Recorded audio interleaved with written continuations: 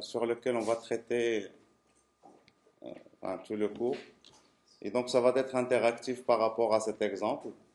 Donc, je vais dérouler les slides, d'accord?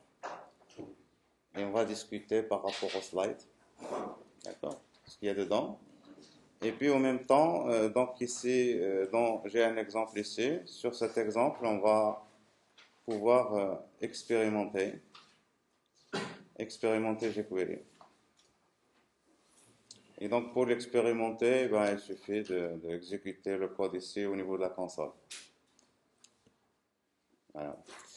Alors, au niveau de mon exemple ici, c'est juste un truc très simple. Donc, j'ai trois articles.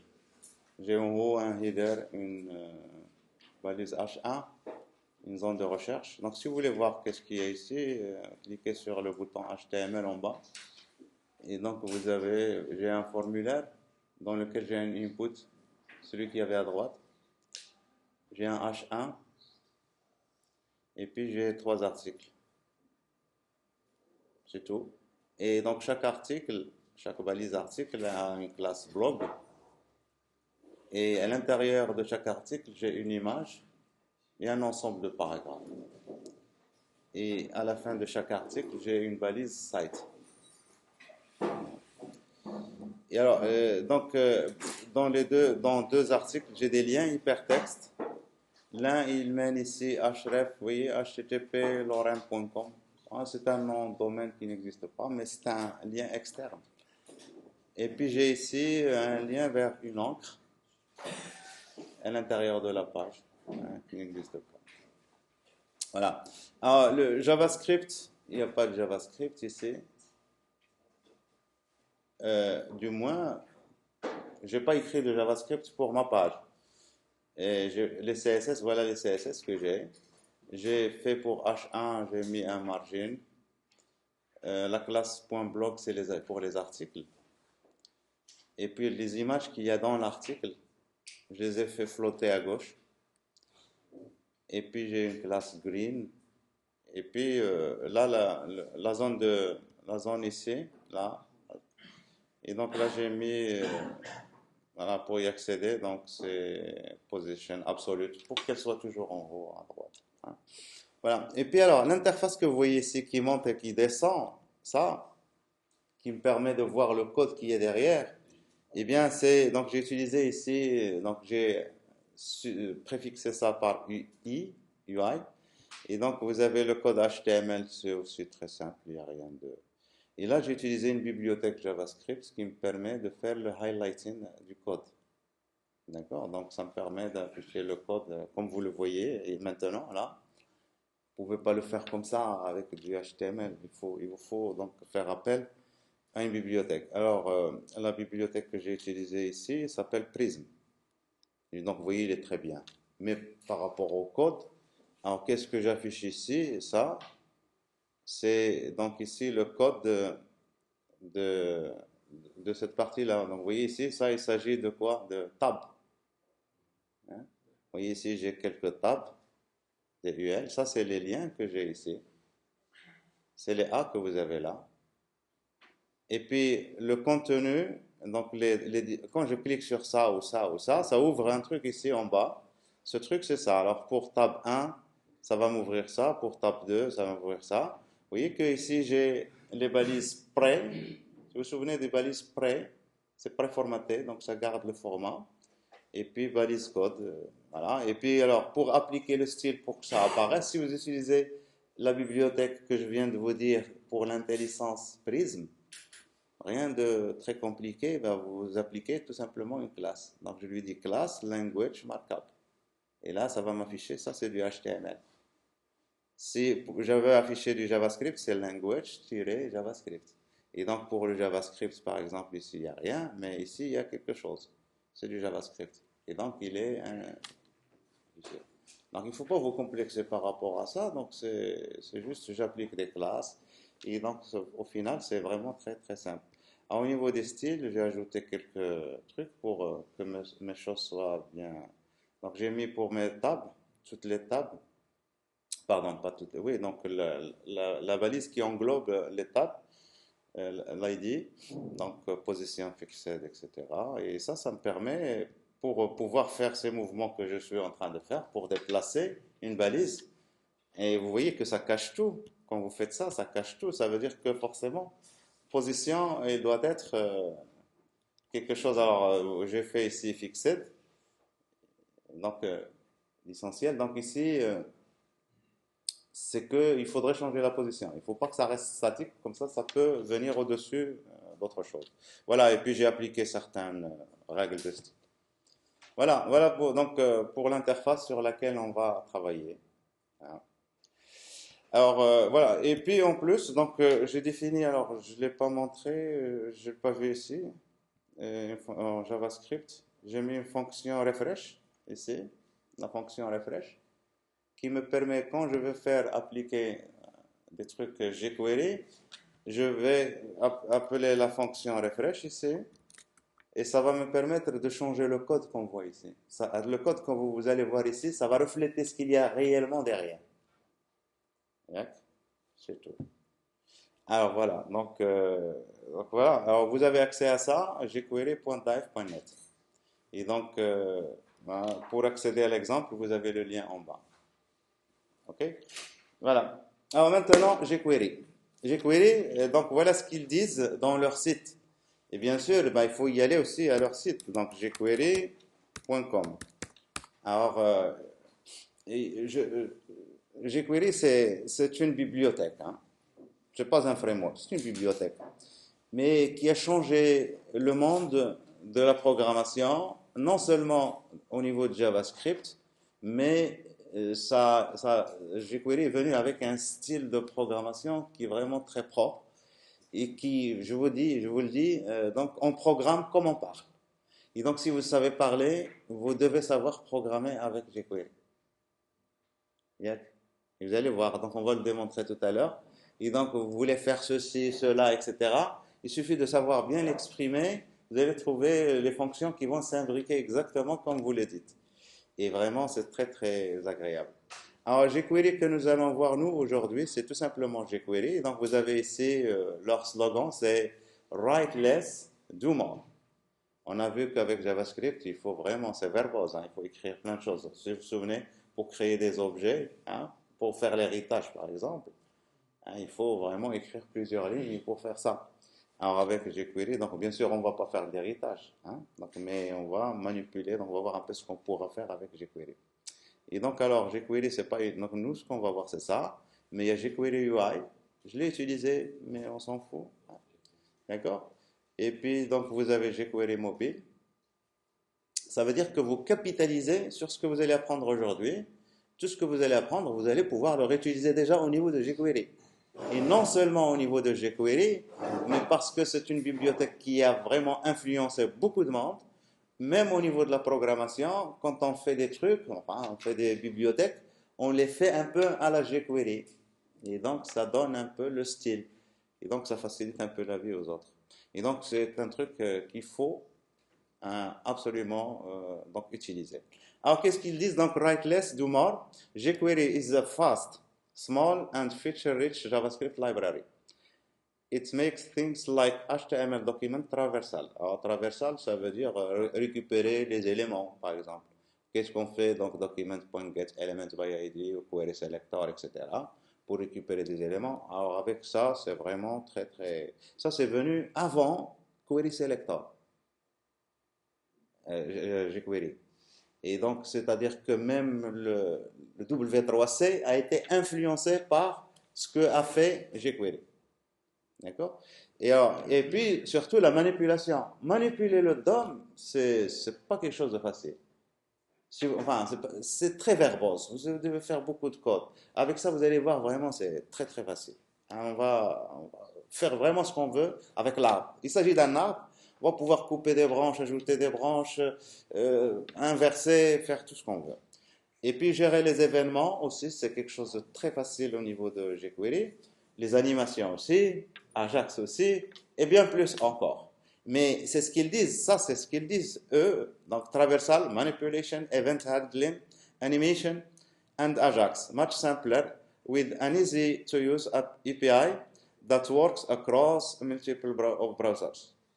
Si vous vous souvenez la dernière fois quand on a vu Ajax, pour créer Ajax, on a utilisé l'objet XML HTTP request. Mais si on est dans un vieux navigateur, il faudrait faire if, machin, etc. Et ce n'est pas uniquement pour cet objet. Il faut savoir donc qu'il n'y a pas une uniformité au niveau de tous les navigateurs. Alors, quand vous utilisez jQuery, jQuery vous garantit que ça marche sur tous les navigateurs. Alors, ce n'est pas toujours vrai. Si vous revenez à jQuery, au site de jQuery et vous faites download, vous avez deux versions. Vous avez la version 1.11.3 maintenant et vous avez la version 2.1.4. Quelle est la différence?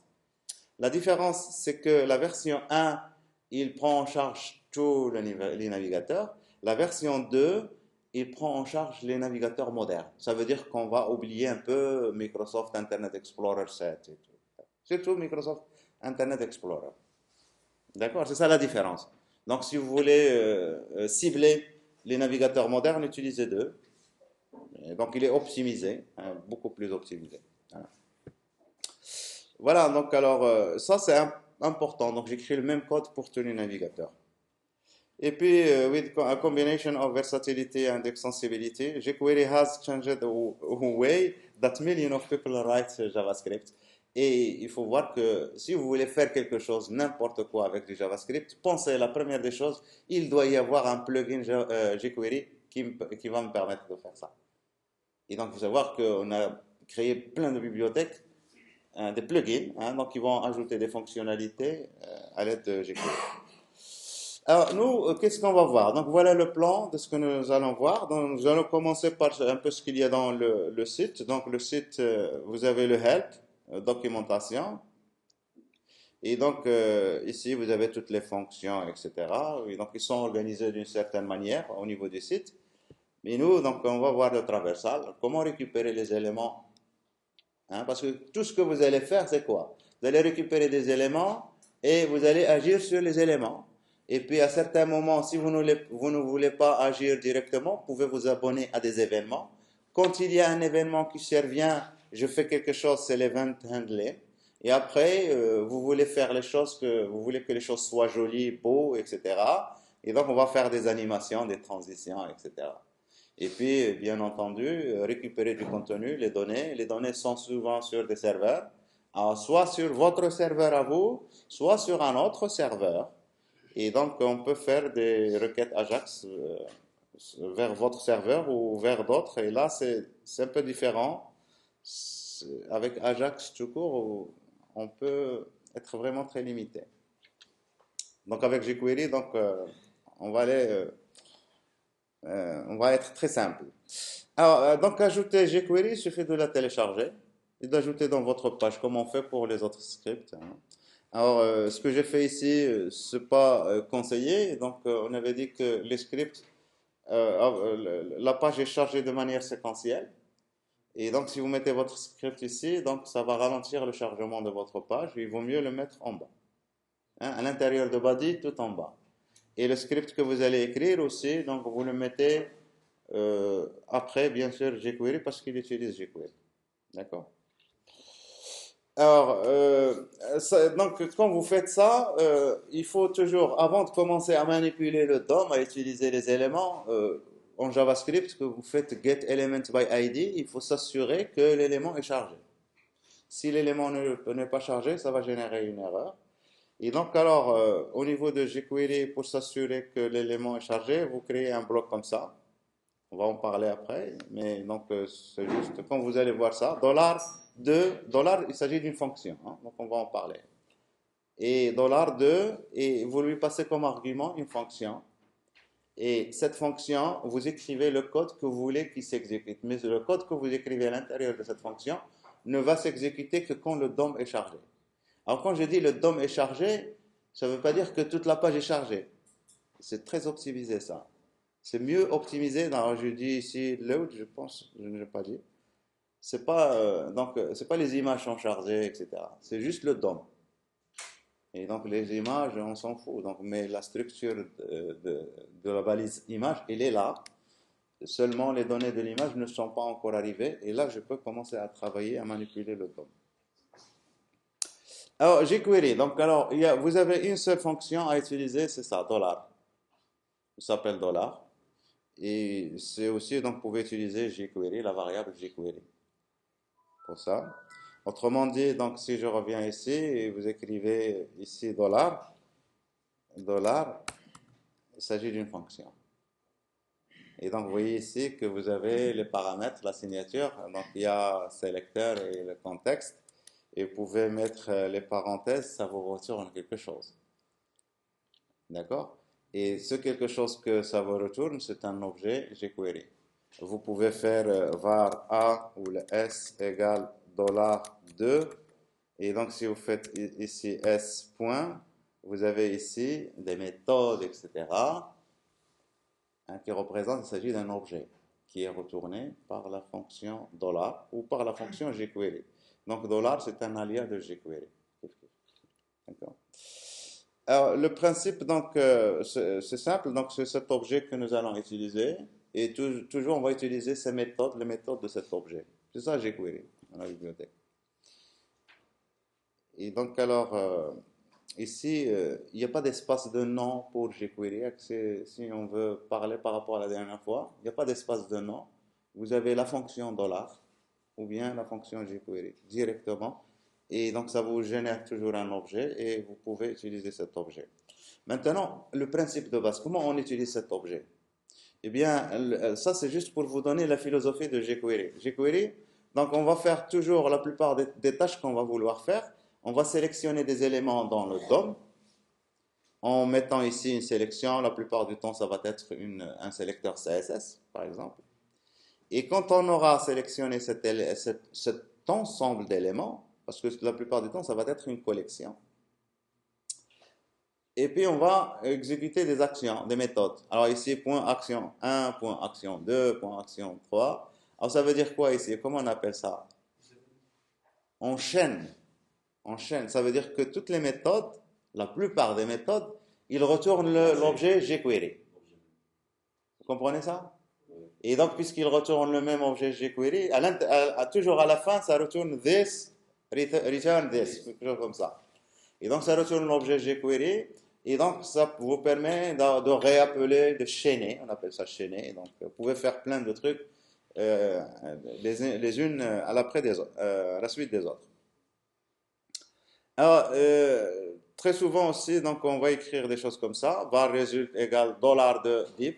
Là, ça va me sélectionner toutes les divs qui se trouvent dans ma page et ça va être représenté par un objet jQuery qui est result. Et donc, l'objet result, il me permet d'accéder à toute la panoplie des méthodes et des attributs de l'objet.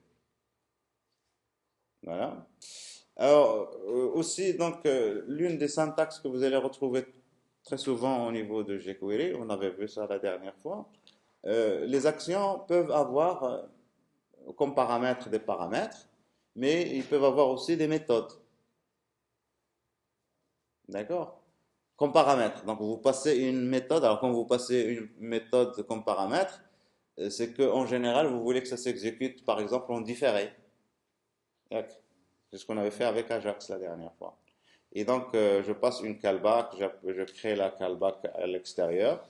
Comme je peux créer la callback, je la crée en fonction anonyme, en tant que fonction anonyme à l'intérieur du paramètre lui-même. Deuxième paramètre ici pour cette fonction. Ici, c'est juste un exemple. Il n'y a pas de méthode qui s'appelle action 1. C'est juste, je vous donne un peu le cadre général, comment jQuery fonctionne. Et bien sûr, maintenant, on va commencer par voir un peu le traversal. C'est quoi le traversal? Comment traverser le DOM pour sélectionner les éléments qui nous intéressent parce qu'on veut agir sur ces éléments. Alors, agir sur ces éléments, vous voulez les supprimer, vous voulez modifier leur contenu, vous voulez modifier leurs attributs, vous voulez changer leur état d'affichage au niveau de l'affichage, etc. Donc, la première des choses, c'est d'abord arriver à les sélectionner. Alors, vous avez des moyens pour ça. Soit vous utilisez la fonction jQuery et vous lui passez comme paramètre un élément DOM. Ouais, donc un élément DOM. Mais c'est un élément DOM. C'est-à-dire, autrement dit, quand vous faites par exemple document.getElementById de machin, ça vous retourne un élément DOM. Eh bien, cet élément, vous pouvez le passer comme paramètre Et là, si vous voulez passer en paramètre à dollar à la fonction, vous allez envelopper votre objet par jQuery, par un objet jQuery.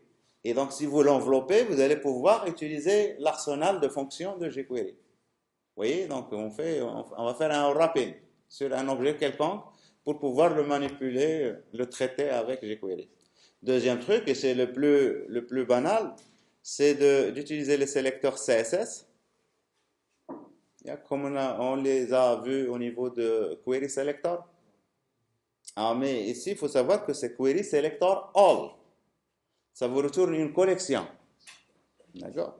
Voilà, donc alors ici, si on veut tester un peu tout ça, donc vous pouvez agir, par exemple, le premier exemple, var body égale dollar de documents.body. Documents.body, c'est le body. Hein? C'est l'élément HTML body. Et donc ici, je récupère l'élément dans la variable body. La variable body ici, c'est un objet jQuery. Et là, j'utilise une méthode jQuery qui s'appelle CSS. Et donc, j'applique un attribut de style. Ici, background color. Simple. Vraiment très, très simple. Alors, donc ici, vous pouvez sélectionner n'importe quoi. Donc ici, dollar. Donc, je fais l'exemple de document. Tout court, vous voyez, ça englobe document. Je fais document.body. Ici, donc, j'ai ça. Mais attention, ici, vous voyez ici, ça a l'apparence d'un tableau. C'est pas un tableau, ça. C'est un objet. De toute façon, un tableau, c'est un objet aussi. D'accord? Alors, autrement dit, si vous récupérez ça, donc vous faites var. Alors, j'ai fait b égale ce que je viens de faire, donc dollar de documents.body. Là, je vais récupérer B. Donc, B, ça va être un objet jQuery. D'accord? Et donc, ici, si vous faites ça, alors, qu'est-ce que j'ai mis un point? Si vous faites ça, vous accédez aux différents éléments. Ça veut dire quoi? Donc, on a étendu l'array, si vous voulez, que la classe jQuery, l'objet jQuery, l'objet, je parle de l'objet, il étend, si vous voulez, le array qu'on connaît au niveau de JavaScript, en quelque sorte. Ou là, si vous voulez parler d'un langage là, il implémente l'interface array access, comment on accède à un tableau, dans les crochets, machin, etc. Donc, il implémente cette interface. Et donc, quand vous avez un objet jQuery, la plupart du temps, il encapsule à l'intérieur les éléments, hein, parce que vous avez fait une sélection, et il va y avoir des éléments à l'intérieur. Il se peut qu'il y ait zéro élément ou plusieurs éléments. Et pour accéder à ces éléments, eh bien, vous pouvez toujours accéder comme s'il s'agit d'un tableau. Mais n'oubliez pas qu'il s'agit d'un objet jQuery. D'accord? Et donc, si vous faites ça, alors si vous faites B, et donc vous pouvez aussi dire .length pour savoir le nombre d'éléments qu'il y a dedans. Mais attention, ce n'est pas un tableau, c'est un objet jQuery. Et on a l'impression qu'il s'agit d'un tableau. Mais quand vous faites, alors ma variable c'est B, quand vous faites B, ça vous affiche ça comme un tableau. Et bien, il faut savoir que ça c'est B.ValueOf. Vous vous souvenez de toString? C'est un peu la valeur, ValueOf. Et donc c'est une méthode qu'on peut toujours, quand on fait de l'héritage, on peut toujours redéfinir pour afficher vraiment ce qu'on veut. C'est un peu comme toString. Vous pouvez redéfinir toString pour afficher vraiment ce que vous voulez. Donc, vous pouvez toujours faire ça quand vous faites du développement. Voilà. Alors, donc ici, je peux accéder à n'importe quel élément. Et donc, si je reviens ici, ça c'est le premier exemple. Le deuxième exemple, ici, j'utilise un sélecteur CSS. Et vraiment, vous pouvez utiliser le sélecteur CSS le plus complexe que vous voulez, donc il n'y a pas de problème. Et donc, ça implémente CSS3, donc les sélecteurs disent CSS3. Et l'intérêt de jQuery, il est venu de ça, parce que il y avait les spécifications du W3C de CSS, les navigateurs ne suivaient pas encore, donc ils avaient encore du mal à implémenter tout cet arsenal de spécification, mais jQuery pour eux, ils ont implémenté ça au niveau de jQuery. Et donc tous les sélecteurs de CSS3, depuis longtemps, ils étaient implémentés au niveau de jQuery. Et donc on peut aller sélectionner les éléments très rapidement en utilisant les sélecteurs CSS. Alors qu'est-ce que je fais ici? Donc si vous regardez le code, il est parlant. Je sélectionne quoi? La balise d'élément ID, la première. Je sélectionne la première div. Regardez, la première div qui est descendante d'une balise Ion ID grid. D'accord? Il s'agit d'un seul élément. Et .html, et donc je vais mettre dedans, je vais écrire dedans du HTML. Et ce HTML que je vais écrire dedans, ça va être une div qui va contenir la valise strong, qui va contenir la valise 4. Et donc je sélectionne ici, initialement il y avait une balise Parado, dans laquelle il y avait 1. Et donc j'ai modifié ça en écrivant ce code. Vous voyez le truc? J'ai changé le contenu de ça. Alors voilà, donc alors, les différents sélecteurs que vous pouvez utiliser, donc il y en a plein, donc vous pouvez, hein, donc il faut voir les sélecteurs. Si vous voulez, donc qu'on s'amuse un peu, en regardant notre page ici, je veux sélectionner tous les liens. Je fais quoi? Donc dollar de chaîne de caractères A. Alors, à votre avis, combien de résultats je vais avoir? Donc oui, il y en a plein. Et donc j'ai ici uniquement 2 liens, mais là, il ne faut pas oublier que j'ai des liens ici en bas. D'accord? Et donc voilà, ça vous retourne tous les liens. Vous pouvez passer la souris dessus pour voir de quel lien il s'agit. D'accord? Alors, si je vais sélectionner uniquement les liens qui se trouvent dans les articles ici, c'est $, article, la balise c'est article A. Donc on utilise le sélecteur hiérarchique. Et donc voilà, ça me retourne les 2 liens que j'ai. Je vais sélectionner les images qui se trouvent dans l'article. Je fais donc ici article IMG. Et voilà, ça me donne ici, j'ai 3 images. D'accord. Alors, ce qui est intéressant ici, je reviens un peu, je reviens aux actions parce que les actions ici sont très importantes. Quand vous faites la puissance, la vraie puissance de ça, quand vous faites quelque chose comme ça, vous faites donc $2 et vous donnez un sélecteur CSS. Ça peut vous retourner 0 ou plusieurs valeurs. D'accord? Et donc ces éléments, ils vont être encapsulés à l'intérieur d'un objet jQuery. Et quand vous définissez ici point action, une action, ici l'action c'est HTML. Et il faut savoir que cette action va s'appliquer à tous les éléments de manière individuelle. C'est très puissant ça, non? Vous voyez l'intérêt, non? Alors, je vous montre l'intérêt rapidement. Je fais, regardez, je reviens vers les liens, tous les liens, et je fais point height. J'ai masqué tous les liens. Alors, je vais faire ça pour les images, point height. D'un seul coup, toutes les images. La méthode s'applique à chacun des éléments. Donc, au tableau, ça n'a pas de sens. Ça veut dire quoi? Ça veut dire que jQuery, il encapsule tous les éléments de la sélection dans un tableau à l'intérieur. Et à chaque fois que vous appelez une méthode, cette méthode, elle va s'exécuter pour chacun de ces éléments. Et c'est ça vraiment le truc qui est génial au niveau de jQuery. Si vous comprenez ça, si vous essayez de faire ça vous-même, vous allez passer du temps. Et donc là, c'est vraiment très très pratique. Alors, je reviens donc ici, les sélecteurs, donc plein de sélecteurs. Je prends, je sais pas moi, par exemple, ça veut dire, ça peut vouloir dire quoi ça? Je sélectionne quoi?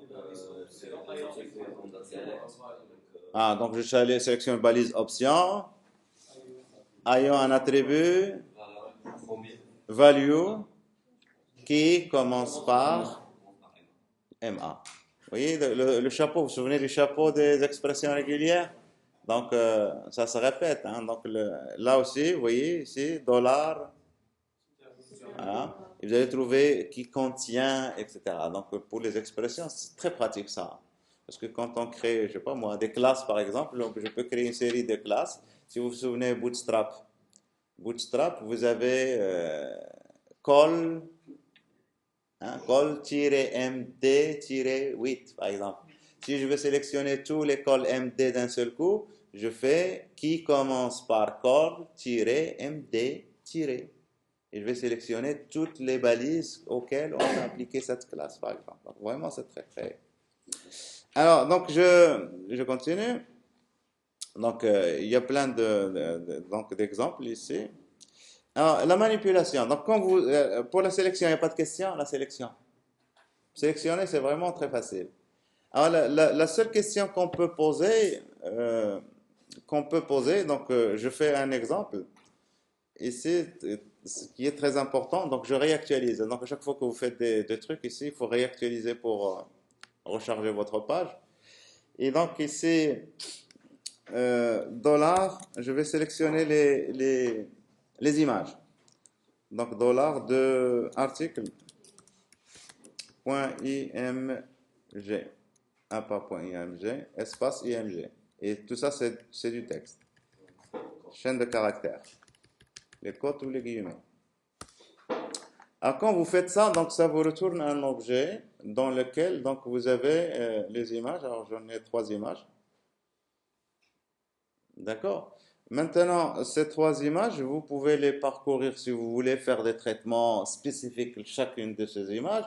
Vous avez aussi toute une panoplie de méthodes donc, je n'ai pas ici mis spécialement dans la présentation. Mais je vous montre parce que ça c'est important. Donc je vous montre. Donc vous avez par exemple each. Et c'est très explicite each. C'est for each. Je vais parcourir tous les éléments de. Et ça c'est une fonction. Et donc cette fonction, vous lui donnez comme paramètre un callback qui va s'exécuter pour chacun des éléments. Pour les tableaux, on a déjà vu ça un peu. Vous vous souvenez de map? C'est un peu le même style. Mais map, on fait return pour créer un nouveau tableau. Ici, c'est la même chose, mais on fait une action sur l'élément lui-même.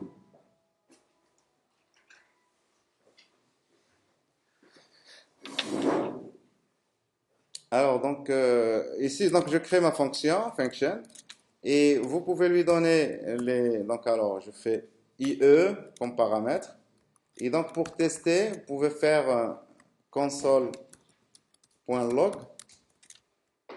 i,e.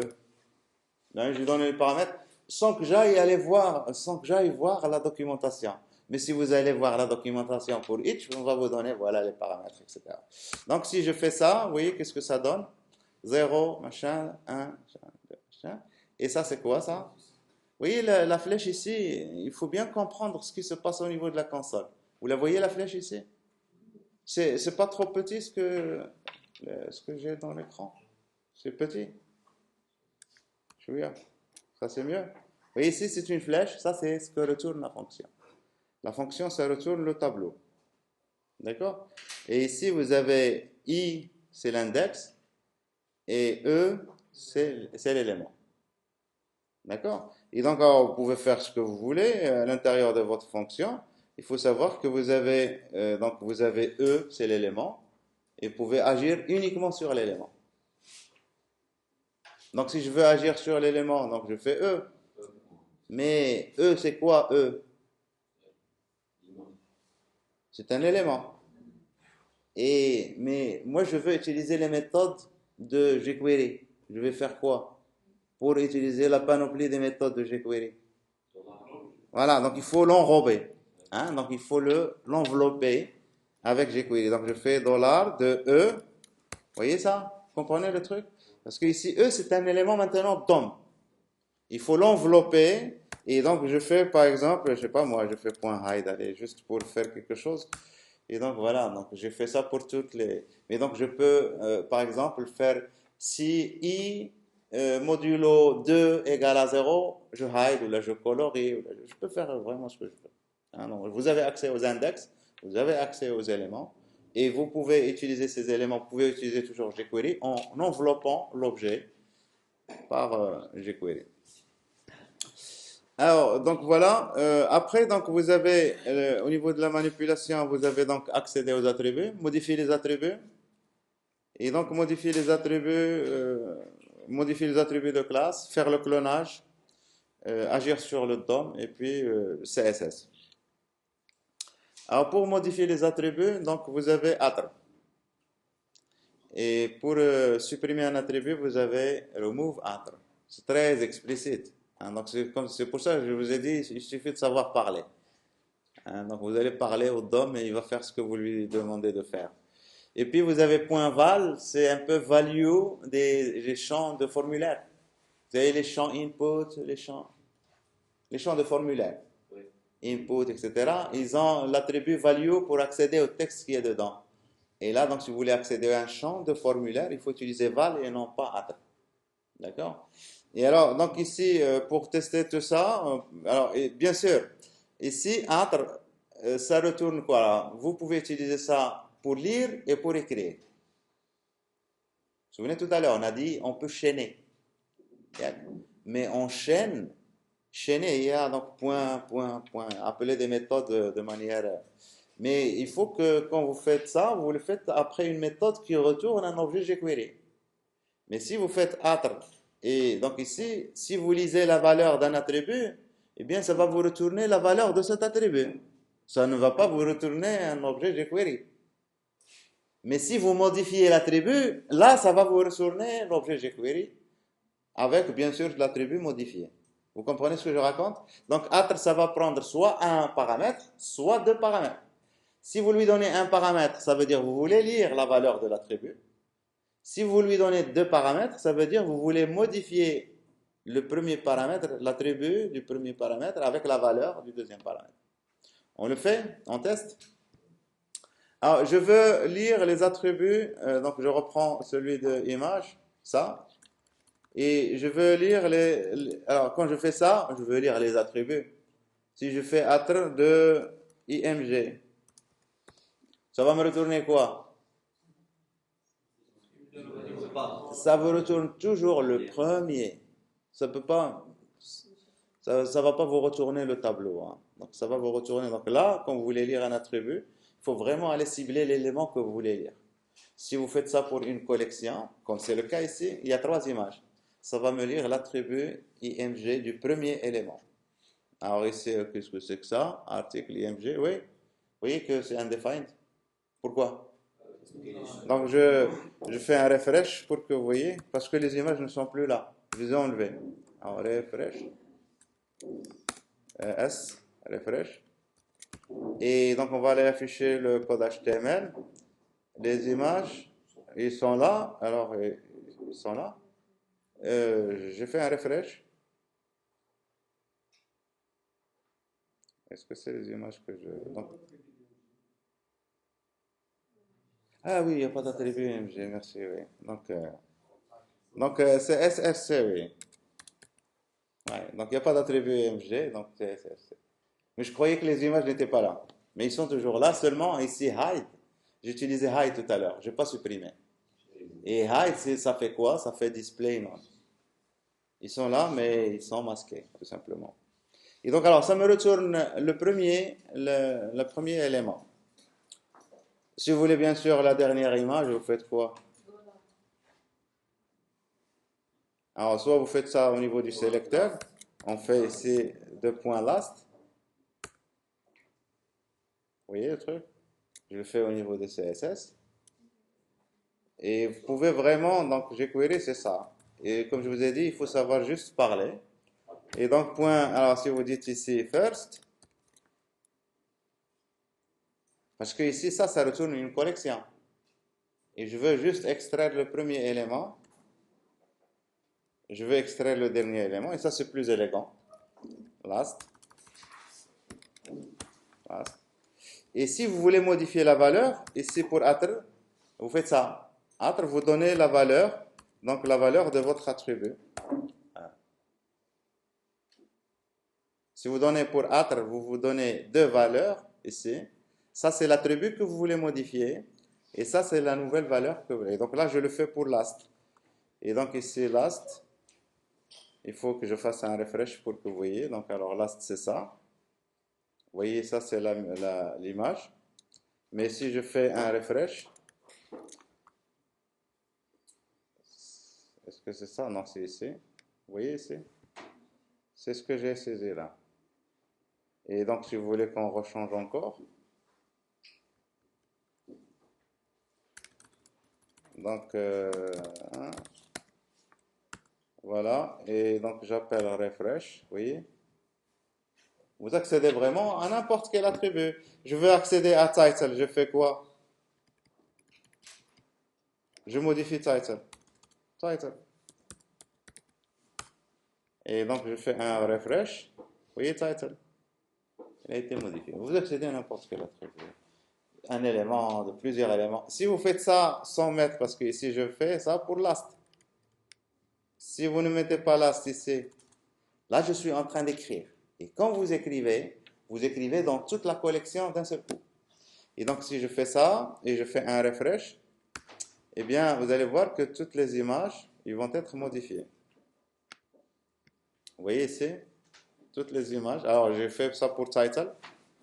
Title ici est modifié et la première aussi, title est modifié. Voilà. C'est mieux. Ça va? Alors, remove attribute. Donc, remove attribute, c'est enlever un attribut. Et donc, enlever un attribut, ça veut retourner l'objet jQuery. Donc, si vous voulez donc tester, vous pouvez tester par rapport à ça. Donc, je prends toutes les images et je vais enlever l'attribut. Bien sûr, quand vous voulez enlever un attribut, il suffit de dire quel est l'attribut que vous voulez enlever. Je vais enlever l'attribut titre et donc remove attribut. Et donc, si je fais un refresh, tous les attributs title ont disparu. Voilà, donc, mais ici, je l'ai fait, ce qui est vraiment intéressant, c'est que je l'ai fait pour tous les éléments d'un seul coup. Voilà, donc je reviens. Donc, value, c'est pour accéder donc, au champ, comme je vous ai dit, champ de formulaire. Vous avez pour accéder aux attributs de classe. Alors, add class, has class, remove class, toggle class. Ça peut vouloir dire tout ça, quoi? Add class. Ajouter une classe. Et c'est vraiment très pratique parce qu'ajouter une classe, c'est pas que si vous devez faire ça programmatiquement, ça veut dire quoi? Ajouter une classe.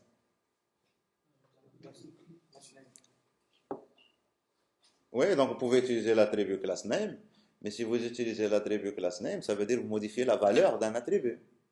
Mais nous, quand on ajoute une classe, on ne modifie pas la valeur de l'attribut. On ajoute une classe. Si vous avez la classe A, B, C, et vous voulez ajouter D, vous ajoutez D. Mais si je vous dis, je veux ajouter la classe B, est-ce que je vais remplacer le B qui existe? Est-ce que je vais ajouter le B à la fin? Est-ce que je vais enlever le B dans sa position où il était et je vais le mettre à la fin, etc. Donc c'est tout un travail qu'il faudrait faire. Hein. C'est pas juste. Et donc alors, il s'agit d'un attribut dans lequel vous avez plusieurs valeurs séparées par un ou plusieurs espaces. Et donc il faut traiter tout ça. Alors vous avez add class, ça ajoute une classe. Has class pour vérifier est-ce que la classe donc, est appliquée. Remove class pour enlever la classe. Et puis vous avez celle-là, il est bien toggle class. Vous lui donnez la classe A, vous lui dites toggle class A, et il va vérifier. Si la classe A est là, il va l'enlever. S'il n'est pas là, il va la mettre. Et ça, c'est vraiment très, très intéressant. Alors, si vous voulez ajouter des classes, je vais sélectionner les sites que vous avez ici qui sont en italique, c'est $site. Et je vais ajouter une classe, add class. J'ai une classe qui s'appelle green. Green. Alors, la classe green, la voici. Qu'est-ce qu'elle fait? Color green.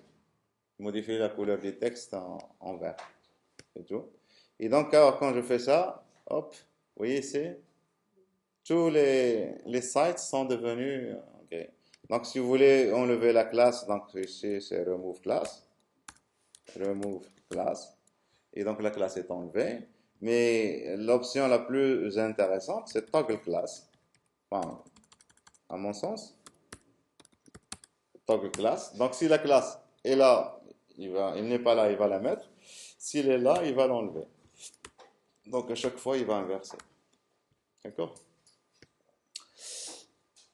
Donc voilà pour les classes. Et ça, c'est vraiment très pratique, hein. Ajouter des classes, etc. au niveau de l'interface utilisateur.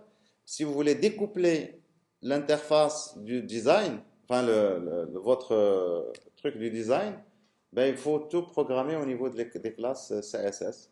Il suffit maintenant d'appliquer des classes.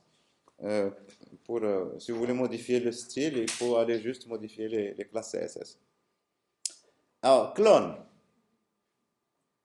ça permet quoi? Clone.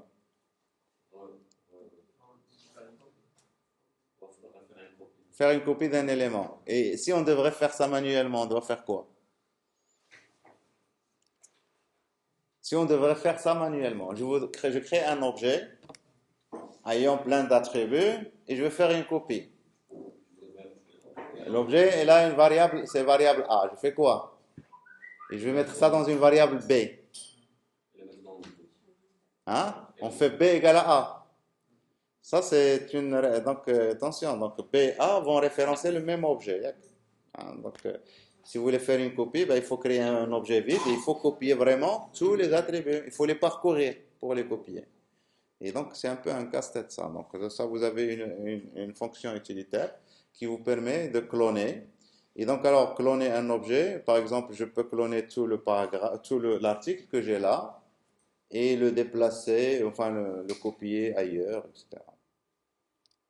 Voilà, donc clone, c'est très pratique. Euh, alors, pour l'insertion HTML, vous avez ça, c'est vraiment très pratique aussi. Donc, append, donc vous avez le deux syntaxes, x.append y et vous avez x.append to y.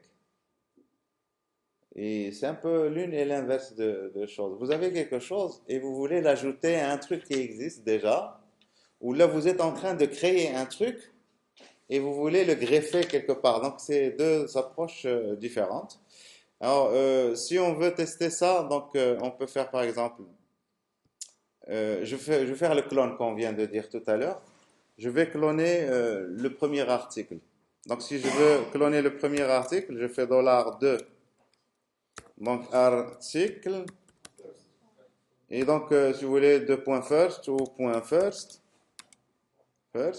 la méthode, ça me retourne le premier article, .clone. On est en train de parler, hein.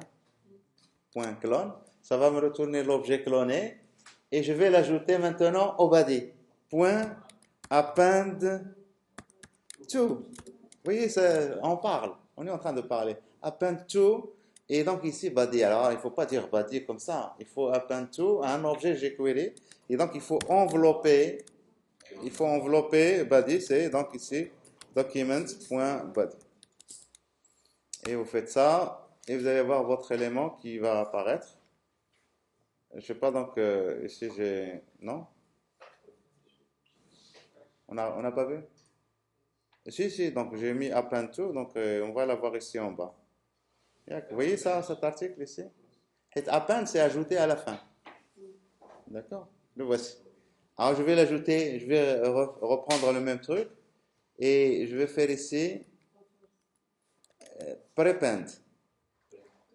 Alors prepend, c'est ajouté au début. Prepend. Et donc, voilà, ça va ajouter. Donc, je vais avoir deux éléments. Vous voyez ici que le titre est descendu parce que je l'ai ajouté tout au début de body. Vous pouvez ajouter vraiment où vous voulez. Donc, append to, elle est intéressante. Et après, donc, vous pouvez avoir append directement. Vous avez un objet que vous voulez ajouter. Hein, donc, enfin, vous avez un conteneur auquel vous voulez ajouter un autre truc. C'est la deuxième inverse, la deuxième approche. Soit vous commencez par ce que vous voulez ajouter, et après vous pensez où vous voulez l'ajouter. C'est ce qu'on vient de faire ici, append to. Soit vous êtes dans le conteneur, vous êtes dans un objet, et à un moment donné, vous voulez ajouter autre chose dans cet objet. Alors, si on fait l'opération inverse, donc on va voir ici $ par exemple de document. Alors, document. On fait exactement, on essaye de faire exactement l'inverse de ce qu'on vient de faire maintenant. .body. Alors, on veut lui ajouter le premier article. Donc, on va faire point maintenant, pas point append, on va ajouter à ça. Donc ici, c'est point append directement. Et qu'est-ce qu'on va ajouter? Le premier article, c'est dollar, mais chez le premier article, je le sais, je le clone. Une copie d'Elo. D'accord? Et donc, alors, pour le cloner, je le fais tout ça entre parenthèses ici. Donc, je fais comme on avait fait donc ici. Alors, c'était article de point first. Là, c'est le premier article. Point clone, c'est ça? Voilà. Et c'est exactement la même chose. Et donc, alors, ça, j'ai fait à peine, donc on doit le retrouver à la fin.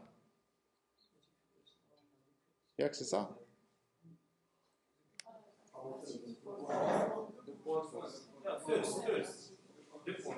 J'ai mis point first, donc il n'a rien fait, il n'a rien sélectionné. Donc, il a ajouté Wallo, donc oui, bien sûr, deux points first. Je ne sais pas pourquoi j'ai fait un point, deux points first. Et voilà, donc vous voyez ici le scroller bar, donc il a ajouté un élément. Hein. Et ici, donc, regardez la scroller bar, hein, je refais. Vous voyez la scroller bar qui monte? Ça veut dire j'ajoute la fin. Hein. Et alors, bien sûr, si vous allez dans HTML, et ce qu'on va voir ici, ben, je sais pas ça aussi si on le voit. Donc, ça dépend de quelle est la partie que j'ai coupée et j'affiche. Hein. Parce que je suis en train d'insérer dans body. Et head HTML que vous voyez là, ici, le HTML, j'ai pris ça juste à l'intérieur d'un container, div container. Hein, pour vous dire que je n'ai pas pris toute la page. Je pense. Hein. Div container. Vous voyez ici? Container. Tout ce que je vois ici, c'est ce qu'il y a dans cette div container. D'accord? Tout ce que je vois là, quand je fais append to body, j'ajoute le body. Et donc, c'est forcément à l'extérieur du container. Et donc, on ne va pas le voir ici, même si vous faites refresh. Juste pour comprendre ce qu'il y a derrière le code. Voilà. Donc, alors, je reviens vers ma console. Je réactualise pour un peu effacer toutes les modifications qu'on vient de faire. Et on revient au slide. Donc, vous avez compris la différence entre append et append to. Et aussi, donc, si vous voulez, donc ça, c'est ajouté à la fin. Mais si vous voulez faire ajouter au début, c'est prepend ou prepend to. Et puis, vous avez .html si vous voulez ajouter du HTML. Alors, HTML aussi, c'est inner HTML. Vous vous souvenez de inner HTML? C'est la même chose. Mais ici, il s'agit d'une méthode. Vous pouvez lire le contenu HTML d'un élément. Si vous avez un élément, vous voulez lire le contenu de cet élément, c'est .html sans paramètre. Si vous donnez un paramètre, c'est que vous voulez écrire cette valeur. Donc, vous pouvez utiliser ça. La même chose pour texte. Écrire ou lire. Et au wrap aussi, c'est intéressant. Alors, juste ici, vous avez des exemples pour UI ici. Regardez ici. Qu'est-ce que j'ai fait ici? Quel est ce code? Regardez. Je suis en train de parler. Pas de programmer, je parle. C'est quoi ça? Je sélectionne la balise ayant l'ID code UI HTML. Je sélectionne son texte. C'est ça. Et qu'est-ce que je mets dedans? Je vais mettre le HTML qui se trouve dans UI HTML. Vous voyez le truc ici? Je prends un truc et je le mets là, tout simplement. Et qu'est-ce que je fais quand je fais refresh? Alors, est-ce que vous comprenez maintenant le truc? Qu'est-ce que je fais quand je fais refresh? Je prends donc la balise ayant l'ID code HTML, point texte, et je mets le contenu du container. Vous voyez ce que je vous disais juste à l'instant? Qu'on ne voit pas ce qu'il y a à l'extérieur du container. Parce que là, je prends juste ce qu'il y a à l'intérieur de la div ayant ID container. Et je fais ici, j'appelle la méthode de prisme avec le point highlight all pour repasser le truc. Et voilà, ça m'affiche le code. Donc, quand je fais des modifications, quand je fais refresh, j'appelle cette méthode et ça recalcule tous les trucs ici. Voilà. Alors, et puis vous avez la méthode ici au wrap. Ça, c'est vraiment très puissant au wrap. C'est ajouter des enveloppes. Au wrap, c'est envelopper. Et alors, envelopper, très souvent, on va avoir à faire des enveloppes. Hein. c'est incontournable. Et donc, si je prends par exemple, on va prendre par exemple tous les articles et on va les envelopper. Donc, prendre tous les articles, c'est dollars de articles. Et donc ici, là j'ai tous les articles, je vais les envelopper au wrap. Et je vais les envelopper par quoi? Eh bien, vous les enveloppez par n'importe quoi. Je vais les envelopper par div. Regardez ça. C'est vraiment très fort là. Je lui dis, allez, utilisez une div qui va envelopper tous les articles. Et donc, je fais ça. Bien sûr, ici, on ne va rien voir à ce niveau. Mais si vous affichez le code ici, et si vous faites un refresh, regardez, vous voyez le code ici, les articles. Et je vais faire un refresh. Vous allez voir la div qui apparaît. Vous la voyez. Et vous l'avez encore là. Vous avez pigé. Si je refais ça encore une fois, et je fais un refresh, vous voyez une autre div. Zwened. Et ici, vraiment, c'est très fort, parce que là, qu'est-ce que vous faites? Vous lui dites, moi, je veux tous les articles, je veux les envelopper par une div. On est en train de parler. Et ça fait tout derrière.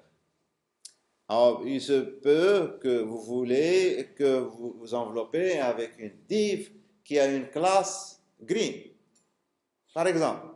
Et comment on va faire? Pour la div. Donc, je crée ma div à l'intérieur ici, regardez. Je la crée. Dollar de div. Je crée la div. Point. Alors, atr, CSS. Ah, pas CSS, excusez-moi. Atr, oui. Add class. Vous voyez, si, atr, vous faites ça, par exemple, pour les attributs title, etc. Source. Hein? S'il s'agit de classe, c'est add class. Parce qu'ajouter une classe, c'est ajouter, il y a déjà des classes peut-être, j'ajoute une nouvelle classe. Et donc ici, j'utilise add class. Et quelle est ma classe que je veux ajouter? C'est la classe green. Green. Voilà. Et je passe ça, le résultat, je le passe comme un et je vais envelopper avec ça le truc. Et donc je fais ça et je fais un refresh. Et donc on devrait avoir ici, vous la voyez ici, classe green. Vous savez, c'est bon. Et alors, donc, vous avez l'opération inverse aussi. Vous pouvez faire un no-wrap, la négation, un no-wrap. Et donc, vous pouvez désenvelopper, hein, l'inverse de envelopper. Donc, c'est ce qu'on va voir maintenant. Vous avez des tâches, vous avez remove, vous avez empty, vous avez un wrap. Alors, des tâches, c'est très bien des tâches. Il faut savoir que tous les éléments que vous avez au niveau du DOM, ils sont attachés au document. Et comment on les attache? En utilisant la méthode append. Hein, append child, au niveau du DOM HTML. Hein, append child, ajouter un enfant. Et alors, ici, donc, quand vous les ajoutez, ils sont attachés au DOM.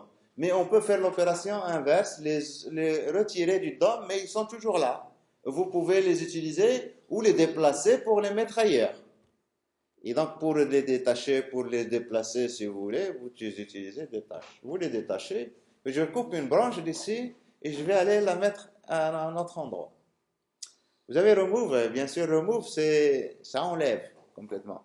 Mais on peut utiliser remove. Si on fait des tâches, c'est peut-être parce qu'on veut attendre un peu et remettre ça quelque part. Mais si vous faites remove aussi, donc ça enlève complètement du DOM, mais ça retourne l'élément qui a été enlevé. Donc vous pouvez toujours le récupérer et aller l'utiliser ailleurs. C'est-à-dire, il n'est pas jeté directement à la poubelle, il est retourné par la fonction qui fait remove. Donc si vous voulez qu'on teste ça, donc ici, je fais dollar de, je sais pas moi, de site. Alors je réactualise parce que vous voyez que tout est devenu vert, parce que j'ai ajouté la classe tout à l'heure.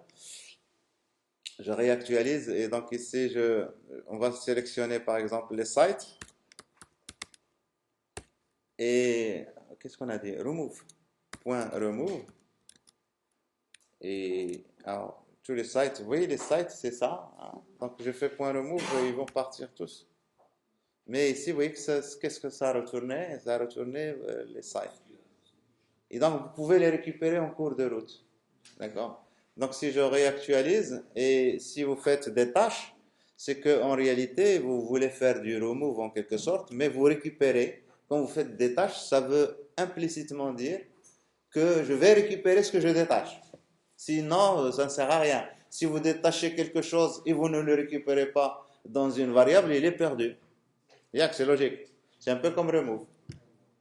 Je pense, je ne sais pas qu'est-ce qu'ils ont fait derrière, mais à mon sens, détache et remove, l'une est l'allié de l'autre, sauf c'est dans la signification. Parce que, comme je vous ai dit, jQuery, on programme comme on parle. Ça dépend de l'intention qu'on veut faire. Et puis alors, vous avez empty, c'est clair, empty. Empty, c'est vider un élément. Alors, CSS,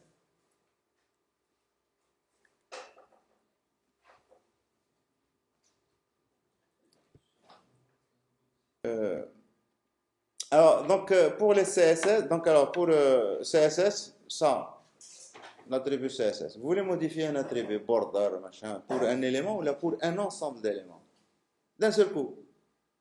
Et alors, vous pouvez modifier un attribut, vous donnez deux paramètres. Premier paramètre, virgule, valeur. Attribut, virgule, valeur. Ou bien vous pouvez donner un objet. Un objet, ça veut dire attribut, valeur, virgule, attribut, valeur, virgule, attribut, valeur. C'est très pratique. Donc, c'est-à-dire, vous faites ça dans l'art. Je vais envelopper les sites avec un bordure, par exemple. Donc, site, où là, je vais mettre un arrière-plan. Et donc, je fais quoi? Point CSS.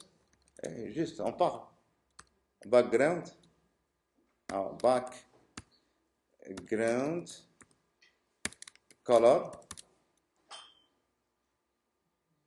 Background color, c'est tiré.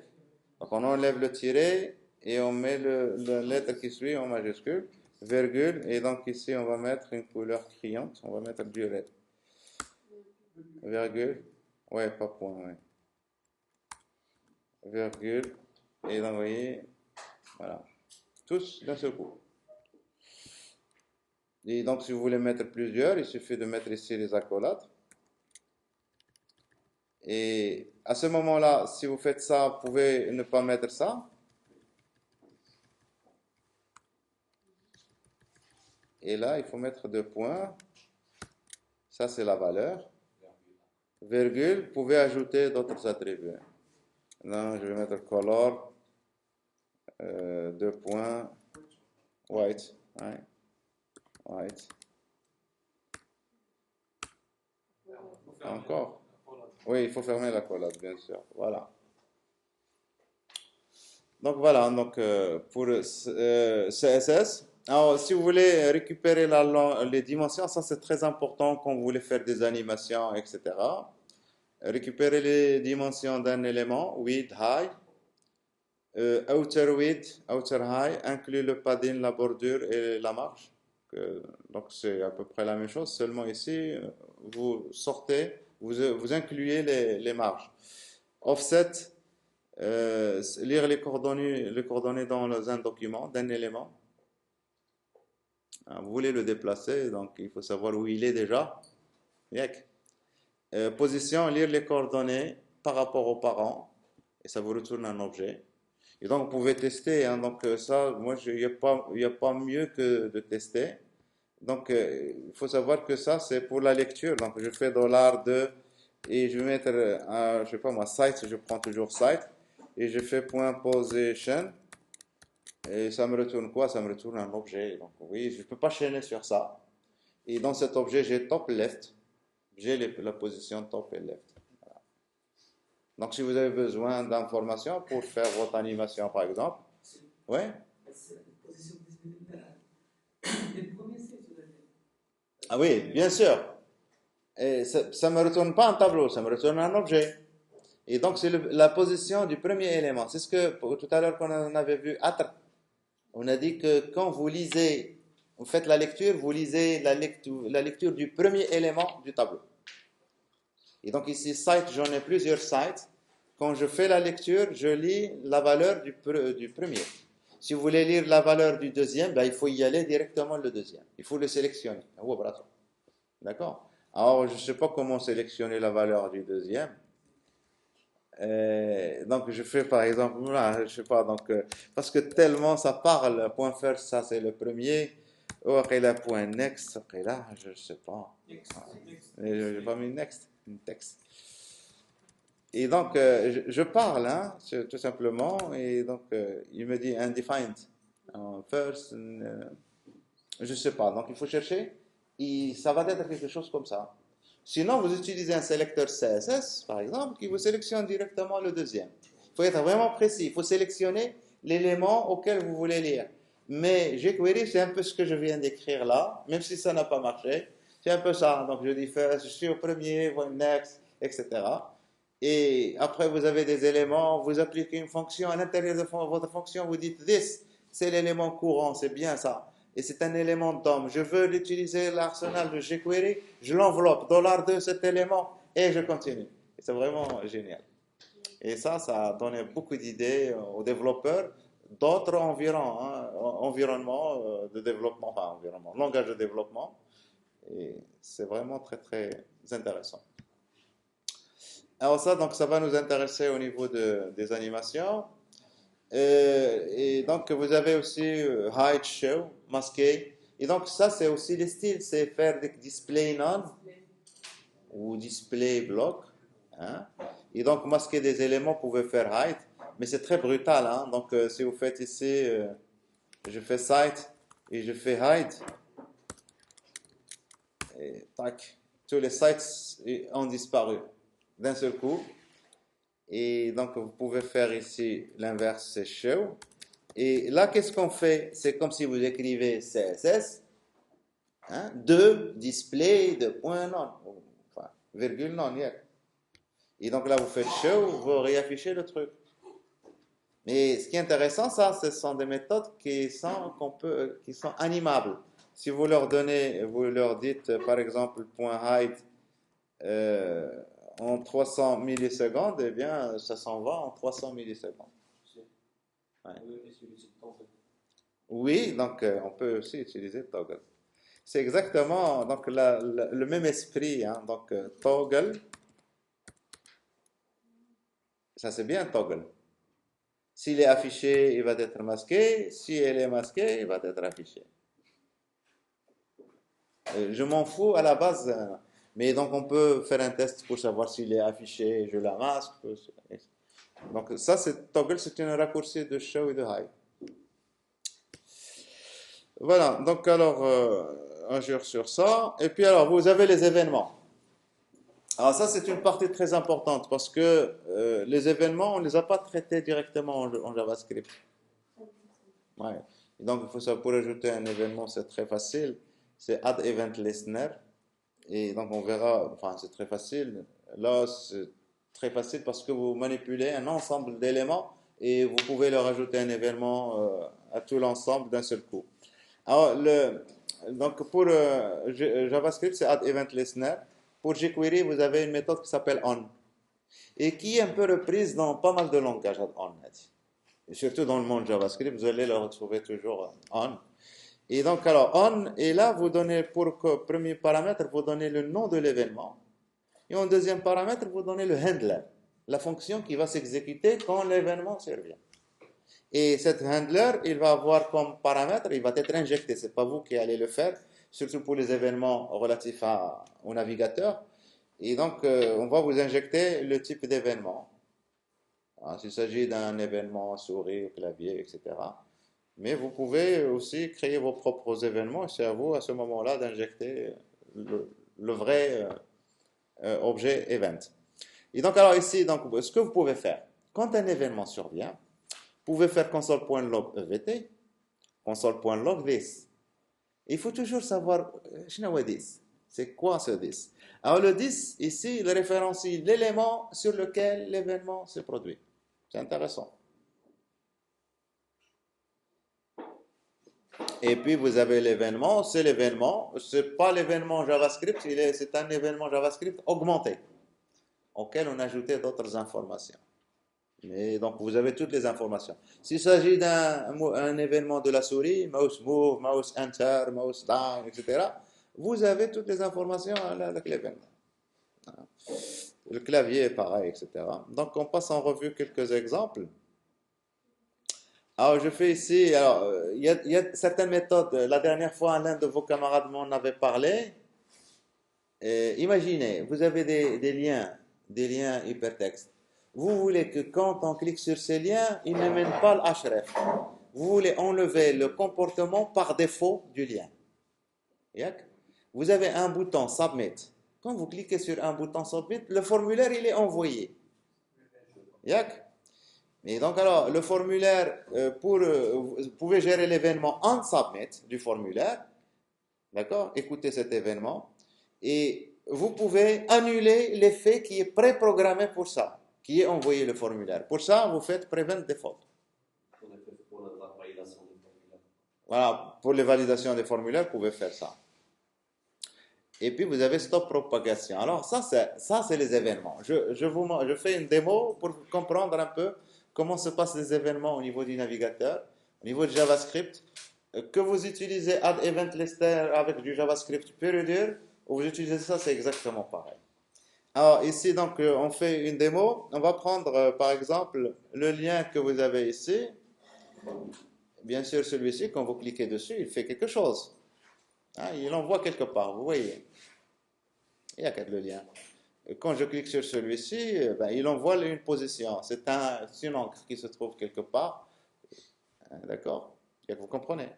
Alors, si je fais $2 et donc je vais sélectionner juste les liens qui se trouvent, articles, qui se trouvent à l'intérieur de, les liens qui se trouvent à l'intérieur de article. Si je veux leur ajouter un événement, click, donc je fais on. Et donc ici, le premier paramètre, c'est le nom de l'événement, ici c'est click, virgule, function. Et ici, vous avez EVT, l'événement, et vous faites vraiment ce que vous voulez à l'intérieur. Alors, je vous ai dit, vous faites console.log, et donc EVT, pour voir c'est quoi EVT. Deuxième truc, console.log,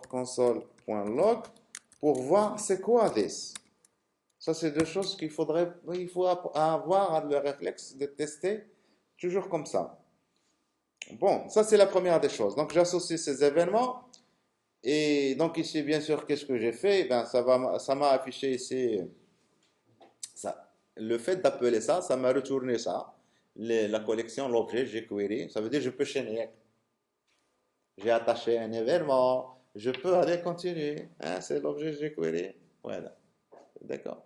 Mais maintenant, alors, si vous voulez voir l'événement, ici, j'ai juste attaché l'événement. Je vois tout ça. Quand je clique, je dois voir le log. Alors, vous voyez, j'ai fait le log, mais ça part. Ça s'en va. Je change de page. Hein. Mais je vais le faire pour le deuxième lien. Et là, je reste dans la même page. Alors, il est où? Et il faut que je réactualise la page. Vous voyez JavaScript? C'est pour ça qu'il faut bien utiliser Ajax. Pour ne pas avoir à recharger la page. Et donc, alors, si je clique maintenant sur le deuxième lien, on voit l'événement. Voilà l'événement. Et voilà l'objet. Et ça, c'est pas un objet jQuery. This. Ça, c'est un objet DOM. Si vous voulez l'utiliser, il faut l'enrober. $de this. Pour pouvoir l'utiliser, pour pouvoir continuer à utiliser du jQuery dessus. D'accord? Bon, je réactualise. Il n'y a plus rien. Je reprends mon événement. Et on va faire maintenant EVT. Je prends l'objet event. Hein, point prevent default. Prevent default. C'est une méthode. Et je fais ça. Et je vais aller maintenant à mon lien qui me menait tout à l'heure, Martin. Et donc, vous voyez, si je clique, ça ne mène plus nulle part. Un lien, ça mène quelque part. Mais quand vous faites prevent default, le lien ne fait plus ce qu'on lui demande de faire. Enfin, ce qu'il fait par défaut. Vous comprenez le truc?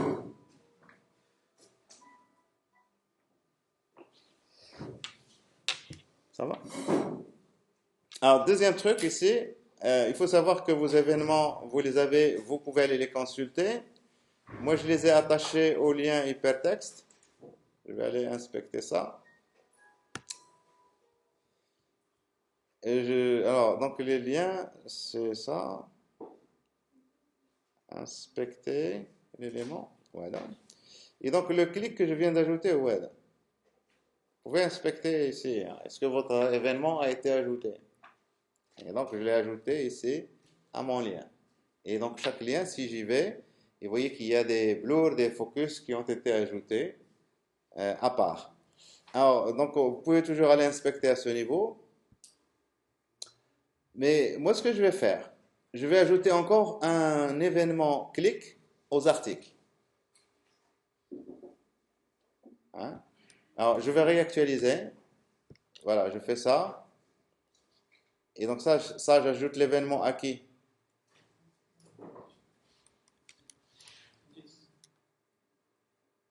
J'ajoute l'événement ici au lien. Vous voyez ici.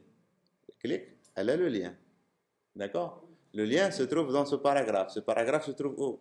Se trouve dans l'article. Cet article se trouve où? Se trouve dans le div container. Ce div container se trouve où? Dans le body. Vous voyez qu'ici, on est dans un arbre. Et les événements au niveau de JavaScript, ils remontent sur l'arbre. Et donc ici, qu'est-ce qui se passe? La question, qu'est-ce qui se passe quand vous cliquez sur ce lien? Si j'attache un événement, à l'article, est-ce que l'événement clic sur l'article va s'exécuter aussi? Comprenez ce que je raconte là? Alors j'attache ça à qui? J'attache ça au lien, vous êtes d'accord? Ah, on exécute. Je reprends le même truc, mais ici, je vais remonter là, j'y vais directement, et là, je vais attacher ça, clic à obtenir l'article. Donc les deux événements. Alors voilà, donc ici, si je clique sur le lien, alors je fasse ça, qu'est-ce que je vais voir? Ah oui, ici, je vois l'événement deux fois. C'est quoi les deux événements? C'est les deux. Donc vous avez ici sur le header et après sur l'article qui s'exécute. Si vous attachez un autre événement, clic à la body, eh bien lui ici, il va s'exécuter. Vous voyez ici, donc on appelle ça, donc ça remonte jusqu'à la racine. D'accord? Et donc à chaque fois qu'il y a des événements qui sont attachés, ils vont être exécutés.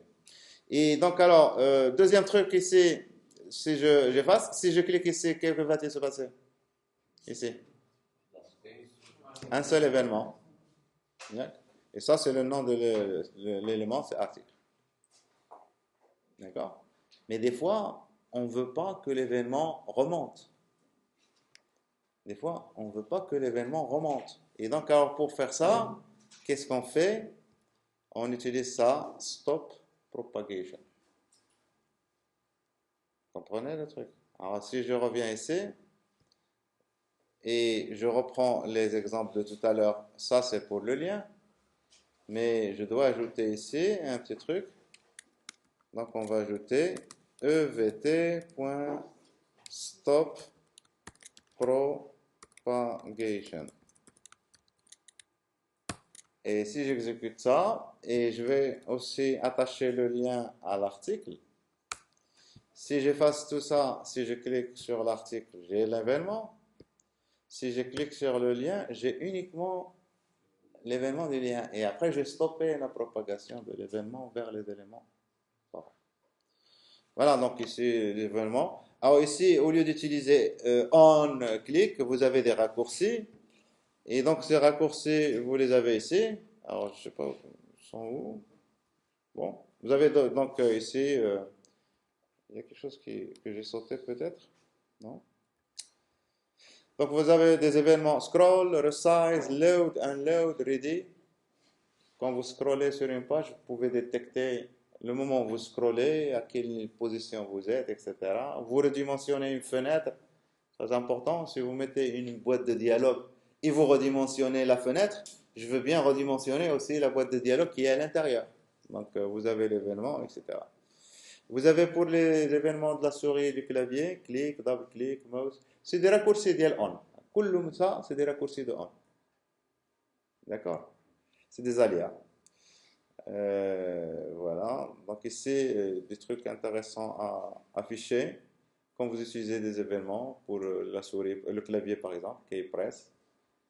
key press, key down, key up. C'est quoi la différence entre key down, key press, key up, etc.